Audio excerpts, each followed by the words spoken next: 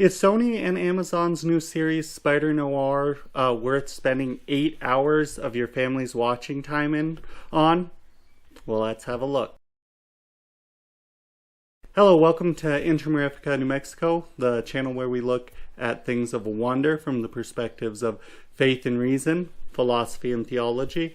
I'm your host, Daniel Kelly, and today we're looking at one of my favorite things to look at is new things to watch with your family, right? That's one of the wonders of the culture. And one of the wonders is these short series that I kind of think of them as Netflix series where for some reason we get one season with a couple episodes and then it takes 10 years to get another one. And we're looking at Spider Noir, which is a series with 8 about an hour episodes, a little bit less than an hour. And well, what is it? Spider Noir is an alternate version of Spider-Man that's in the 1920s. I first heard of him when I was playing long ago the game Spider-Man Shattered Dimensions, which had a bunch of different versions of Spider-Man, and really fun game for the PlayStation 3. I really liked it. Spider Noir was the weakest part of it, actually.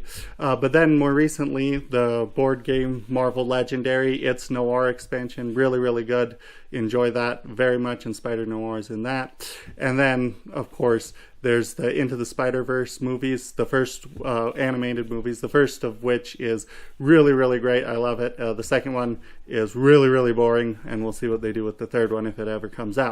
So Spider Noir, he's this alternate Spider-Man, and some people were wondering, Nicolas Cage is the actor who plays Ben Reilly, that's the name of Spider Noir, and they were wondering, could this aging Nicolas Cage, he did fine as a voice actor for Spider Noir in Into the Spider-Verse, but could he do good as a live-action hero? And I want to report that seeing an aging, grumpy, heavily New York accent Nicolas Cage wandering around New York getting beat up, he does it very, very well.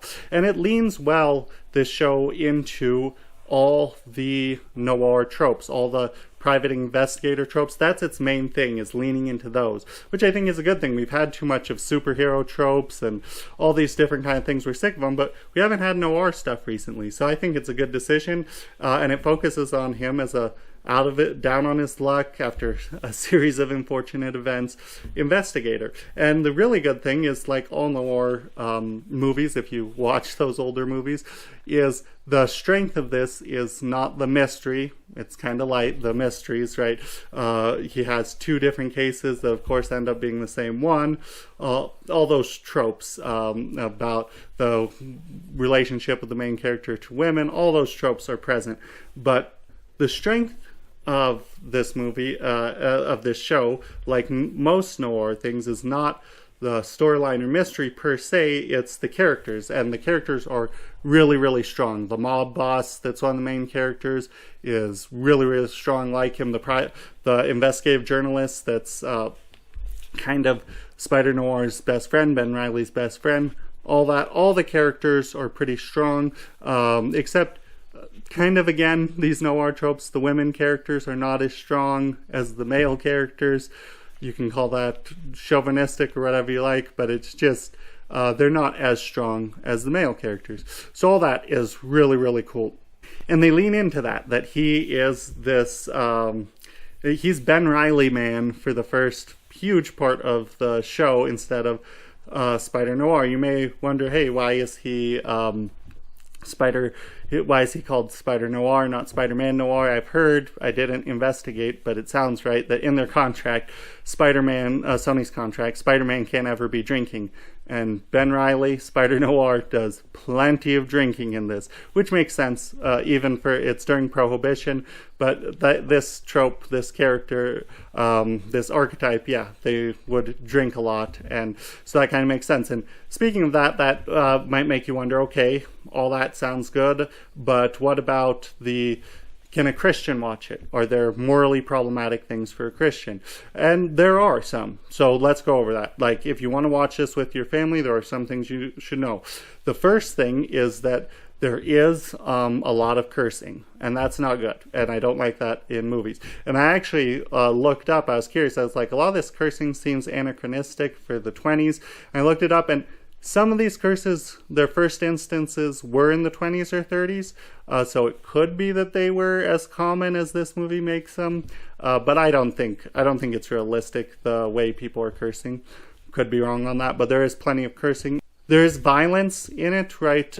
Ben Reilly does not have the same moral code as normal Spider-Man, and that works well. He's kind of this gray moral character like Noir do. He's kind of like a villain with a heart of gold. That's the trope, and it really plays out here. I don't think too many movies have gray moral characters. That's interesting, but it's very clear that he should be doing more of the heart of gold stuff, just like all Noir things. But there's violence. There's a good amount of violence in the very first episode to establish that the evil people are evil.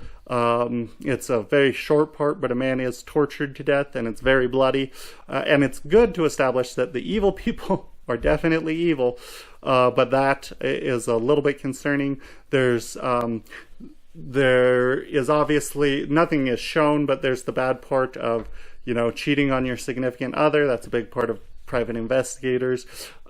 There is a really odd part where there's a man that when he's doing his investigation, he passes a window where man is unclothed, nothing bad, but covering himself with stamps. That's a little bit weird.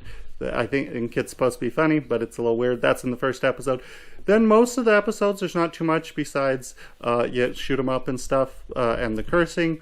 But then in episode 6, which I think is the weakest episode, that is definitely one you want to have some caution on if you're trying to watch this with your family. So there are some concerns with violence, cursing, some morally gray characters. I don't think that's a big problem, but you should be aware of it. And since I've talked about those parts, I may as well talk about what I think is less good in this movie. The less good parts is all the beginning episodes are really, really, really strong. Really like them. They set up everything really well. There's not too much superhero. So if you're like, I'm sick of superhero movies, that's fine. It's mostly these characters being investigators, which is really cool. But they don't know what to do with the ending because it doesn't fit into the mold of these noir movies. So the main villain that they've built up very, very strongly, the climactic ending for him is not climactic. And then the supers, the main villain is not a super. He doesn't have superpowers, which I like. But the super villains, they don't really have a good resolution, right? It's like, okay, so should we just have a fight? Or I'm not really sure. So it does get weaker at the end, but still very... not weak enough that I wouldn't recommend it, but those are some of the weaknesses, especially the origin of Spider-Noir, how he gets his powers. I'm glad they didn't follow the comic books. What little I've read of the comic books, I don't really like that much, but I'm glad they didn't follow his origin in that, because I think that would have been really weird. They change it, but the origin episode, episode 6, is by far the weakest. One thing that is not necessarily a minus on it, but I think the strongest parts of the show are actually when he is Spider-Noir. The first time that he fights a supervillain it's a re-imaging of the fight with Electro from The Amazing Spider-Man, and it's really, really good. Ben Reilly, when he's Spider-Man, is not just super powerful. He gets beat up, he makes mistakes, but he's also not just pushover to laugh at. It's really well. I know why they didn't. I think it was a good decision, lean into making him Spider-Noir all the time. But if they make more, I hope he is, because I do think it's really, really, really entertaining to watch when he is Spider-Noir, even though it's few and far between. So I really like that. I really like the characters. I really like the resolution is really strong. So my bottom line is that there's some weak parts of it, but overall, very entertaining show. One that you do have to, if you're going to try to watch it with your family, I wouldn't recommend it for young kids, or if you're watching it with young kids, you know your kids better than I do, probably would pre-screen, definitely episode 1 and probably episode 6 and see if that's something that would be okay for them to watch. The cursing, I think, is the biggest thing that hurts the family friendliness, but I do think it is worth your time. So obviously I haven't done my coverage of the Pope's encyclical yet. That is coming up. Don't worry. I hope this episode was helpful to you. Have a wonderful day. God bless you.